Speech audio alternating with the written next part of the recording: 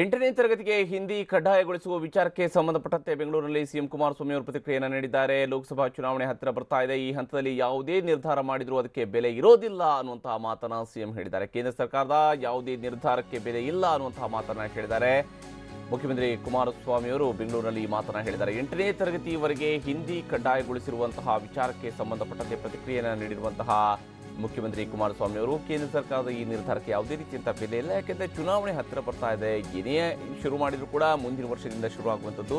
ಈ ರೀತಿಯಾದಂತಹ ನಿರ್ಧಾರಗಳಿಗೆ ಯಾವುದೇ ಬೆಲೆ ಇಲ್ಲ. ಲೋಕಸಭೆ ಚುನಾವಣೆ ಹತ್ತಿರ ಬರ್ತಾ ಇದೆ. ಈ ಹಂತದಲ್ಲಿ ಯಾವುದೇ ನಿರ್ಧಾರ ಮಾಡಿದರೂ ಅದಕ್ಕೆ ಬೆಲೆ ಇಲ್ಲ ಅನ್ನುವಂತಹ ಮಾತನ್ನ ಮುಖ್ಯಮಂತ್ರಿ ಕುಮಾರಸ್ವಾಮಿ ಅವರು ಹೇಳಿದ್ದಾರೆ.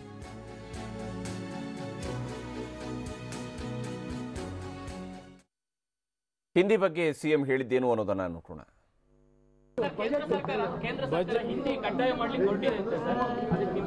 ನೋಡಂತೆ ಹೊಸ ಎಜುಕೇಶನ್ ಪಾಲಿಸಿ ಈಗ ಪ್ರಕಾಶ್ ಜಾವಡೇಕರ್ಗೆ ಕಸ್ತೂರಿ ರಂಗನ್ ಕಮಿಟಿ ಈಗ ಸಬ್ಮಿಟ್ ಮಾಡಿದ್ರೆ ಈಗ ಚುನಾವಣೆಗೆ ಹೋಗ್ತಕ್ಕಂಥ ಸನ್ನಿವೇಶದಲ್ಲಿ ಕೇಂದ್ರ ಸರ್ಕಾರ ಯಾವುದೇ ಒಂದು ನಿರ್ಧಾರಗಳನ್ನು ಮಾಡಿದ್ರು ಈ ಕೊನೆ ಹಂತದಲ್ಲಿ ಅದು ಯಾವುದಕ್ಕೂ ವ್ಯಾಲ್ಯೂ ಇಲ್ಲ ಅಂತಕ್ಕಂಥದ್ದು ನನ್ನ ಅಭಿಪ್ರಾಯ.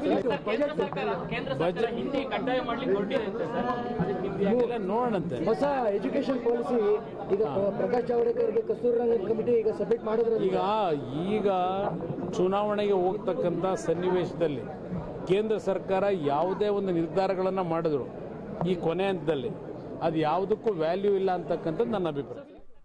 ಇದು ಮುಖ್ಯಮಂತ್ರಿ ಕುಮಾರಸ್ವಾಮಿ ಅವರು ಕೂಡ ಹೇಳಿರ್ತಕ್ಕಂಥ ಮಾತು. ಈ ಮೂಲಕವಾಗಿ ಹಿಂದಿ ಕಡ್ಡಾಯಗೊಳಿಸುವಂತಹ ಯಾವುದೇ ಪ್ರಯತ್ನಗಳಿಗೆ ನಡೆದರೂ ಕೂಡ ಅದಕ್ಕೆ ಬೆಲೆ ಇರಲ್ಲ ಅನ್ನೋಂತ ಹೇಳಿದ್ದಾರೆ. ಇದರ ನಡುವೆ ಕೇಂದ್ರ ಸಚಿವರಾಗಿರುವಂತಹ ಪ್ರಕಾಶ್ ಜಾವಡೇಕರ್ ಅವರು ಕೂಡ ಒಂದು ಸ್ಪಷ್ಟನೆಯನ್ನು ನೀಡಿದ್ದಾರೆ. ಎಲ್ಲ ಗೊಂದಲಗಳಿಗೂ ಕೂಡ ಅವರು ಕೂಡ ತಲೆ ಎಳೆದಿದ್ದಾರೆ.